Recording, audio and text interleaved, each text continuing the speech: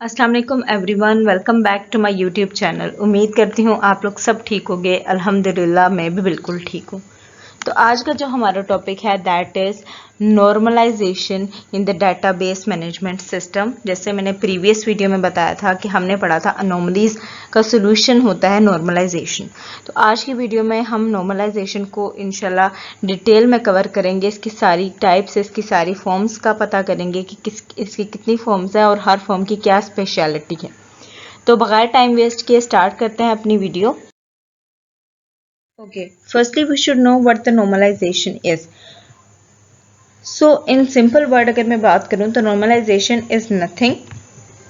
It basically a technique that reduce the data redundancy and eliminate करती है undesirable characteristics को, like insertion है जो कि undesirable हो गई है, कोई अपडेट या डिलीशन anomalies को रिमूव करती है।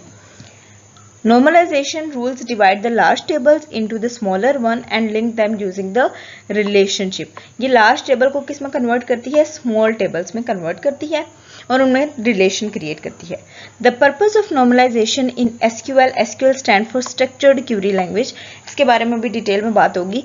तो ये कह रहा है कि इसका पर्पस क्या है? To eliminate the redundancy and ensure कराती है कि डाटा स्टोर्ड हुआ हुआ है लॉजिकली। तो अगर हम इसको सिंपल वर्ड में अगर कोई आपसे पूछे कि व्हाट द नॉर्मलाइजेशन इज, तो नॉर्मलाइजेशन आप कहोगे कि ये क्या है? It is a basically technique to reduce the data redundancy from the database. और मोस्ट इंपॉर्टेंट टॉपिक है नॉर्मलाइजेशन, स्पेशली इंटरव्यूज के लिए, क्योंकि ये इंटरव्यूज में मोस्टली किया जाता है कि हमें नॉर्मलाइजेशन का बता दें या फिर हमें फर्स्ट नॉर्मल फॉर्म का बताओ, सेकेंड नॉर्मल फॉर्म में और थर्ड नॉर्मल फॉर्म में क्या डिफरेंस है। तो ये टॉपिक मोस्ट इंपॉर्टेंट है, तो केयरफुली इसको समझिए। ओके, नेक्स्ट वन हम देख लेते हैं कि who introduces the normalization. Basically the inventor of relational model is E F Codd. E F Codd ने रिलेशनल मॉडल को इंट्रोड्यूस कराया है और इसने बेसिकली फर्स्ट नॉर्मल फॉर्म को इंट्रोड्यूस कराया। नॉर्मलाइजेशन का कॉन्सेप्ट भी ईएफ कोड का ही है। देन उसने second and third normal form को भी इंट्रोड्यूस कराया। ईएफ कोड को हम फादर ऑफ डीबीएमएस भी कहते हैं क्योंकि उसने रिलेशनल मॉडल को इंट्रोड्यूस कराया।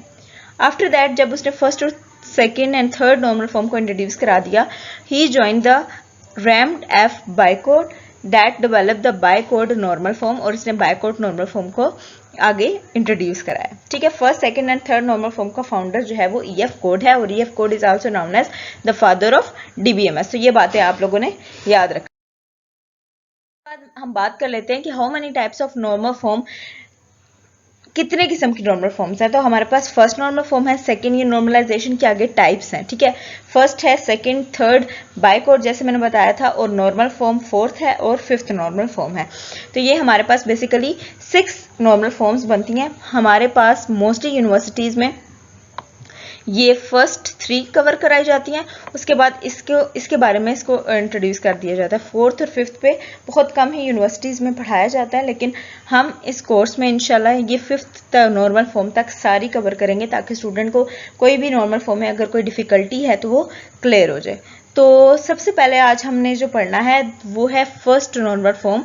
आज हम फर्स्ट नॉर्मल फॉर्म को इन डिटेल कवर कर लेते हैं कि वो क्या होता है। तो चलते हैं अपने पास। क्या है first normal form? Is database design is a critical aspect of the software.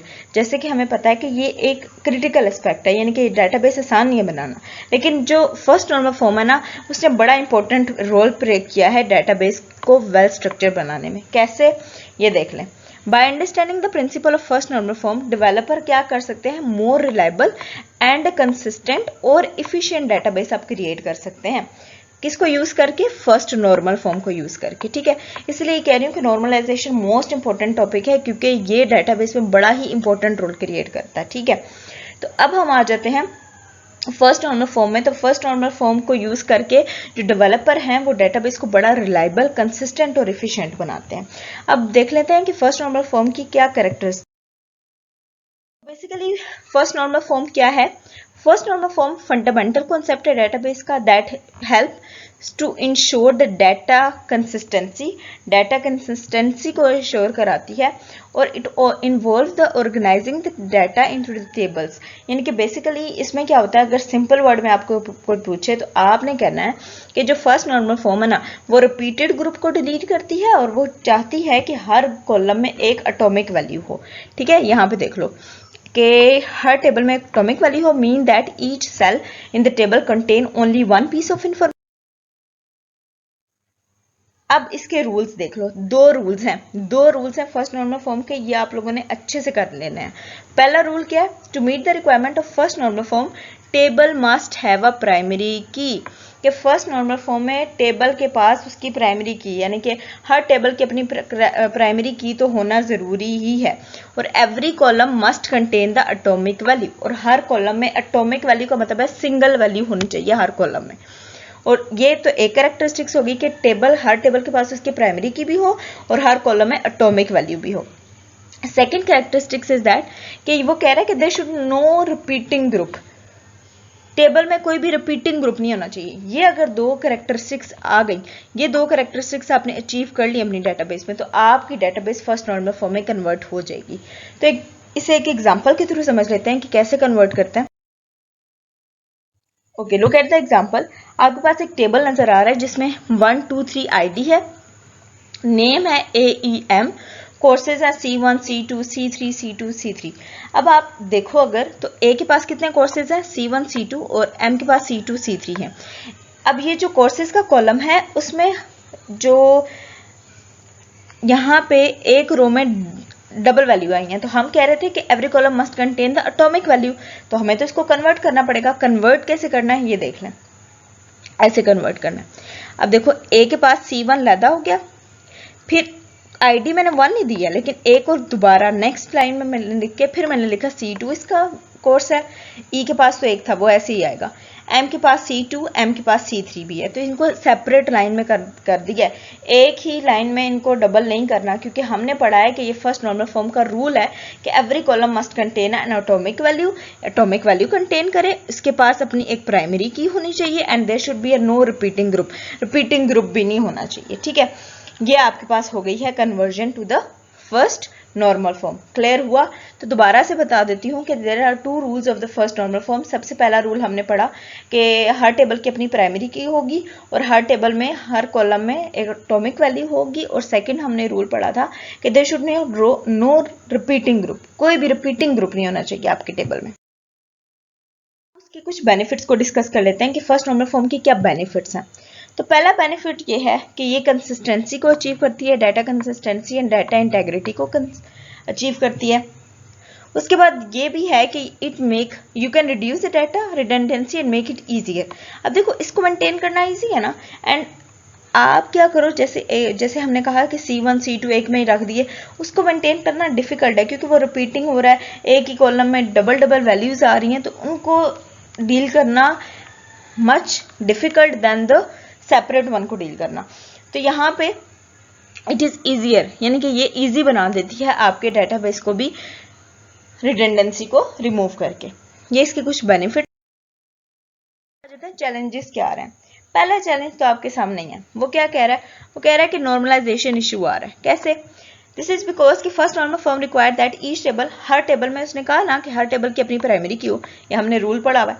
और वो कह रहा है कि हर टेबल में मतलब एटॉमिक वैल्यू हो, कि means that it can not be, इसको आप फर्दर आप स्मॉलर पीस में तो डिवाइड कर ही नहीं सकते। तो वो कह रहा है कि ये बड़ा डिफिकल्ट हो जाता है ऑर्गेनाइज करना डाटा को, दैट इज इनहेरिटेंटली कॉम्प्लेक्स और हायरार्किकल। जो कि डाटा हायरार्किकल होता है ना, उसको फिर डील करना मुश्किल हो जाता है क्योंकि इसको आप स्मॉलर और पीसेज में तो डिवाइड नहीं कर सकते। तो जो हायरार्किकल डाटा होता है वो तो एक दूसरे से लिंक्ड होता है ना, तो ये लिंक खत्म कर देता है। तो ये कह रहा है कि हायरार्किकल डाटा के साथ फिर नॉर्मल फॉर्म को डील करना बड़ा मुश्किल है। एक तो ड्रॉबैक हो गया। दूसरा वो कह रहा है कि जब आपने अपने डेटाबेस को इतने छोटे छोटे पीसेस में डिवाइड कर दिया है, उससे क्या होगा, उससे ये होगा कि this can result a large number of joins being required. अब जॉइंस आपको चाहिए होंगे उन छोटे छोटे पीसेस को आपस में मिलाने के लिए, आपस में इनका रिलेशन बनाने के लिए, ठीक है। So this can slow down the queries and potential impact overall the system performance. तो दिस में भी slow down your system performance, आपके सिस्टम की परफॉर्मेंस में स्लो डाउन हो सकती है क्योंकि छोटे छोटे पार्ट्स को फिर सेपरेट डील करना पड़ेगा, तो it slow down the performance of the system as well, and इसमें नंबर ऑफ जॉइंट्स भी आपको काफ़ी रिक्वायर्ड होंगे। एट द एंड इसको अगर कंक्लूड किया जाए तो ये कहा जा सकता है कि फर्स्ट नॉर्मल फॉर्म एक फंडामेंटल कॉन्सेप्ट है और आप इसे कह सकते हो ये सिंपलेस्ट फॉर्म है इसकी, that is use for the data consistency और रिड्यूस करता है रिडंडेंसी को। लेकिन इसका वेल स्ट्रक्चर बना देता है, डाटाबेस को ईजियर बना देता है कि इसको मेंटेन करना और अपडेट करना ओवर द टाइम ईजी हो जाए। आल्दो इसके कुछ डिसएडवांटेज भी हैं, जैसे कि हमने पढ़े हैं कि प्रोसेसिंग टाइम ज़्यादा लगेगा, क्यूरीज ज़्यादा हमें चाहिए होंगी, जॉइंट्स ज़्यादा हमें चाहिए होंगी, हायरार्किकल डाटा को डील करना काफ़ी डिफिकल्ट हो जाएगा फर्स्ट नॉर्मल फॉर्म में। लेकिन फर्स्ट नॉर्मल फॉर्म जो है वो आपके डाटाबेस को ईजियर बना देती है, आप डाटाबेस को ईजिली मेंटेन और अपडेट कर सकते हो over the time. So student that's all for the today's lecture. आज हमने जस्ट फर्स्ट नॉर्मल फॉर्म को इन डिटेल डिस्कस किया। नेक्स्ट वीडियो में इंशाल्लाह हम second normal form and third normal form की तरफ भी जाएंगे। तो होप सो आपको वीडियो अच्छी लगी होगी, लाइक करें एंड शेयर करें अपने फेलो के साथ ताकि वो भी इससे फ़ायदा उठा सकें, and subscribe my channel. Okay students, अल्लाह हाफिज़।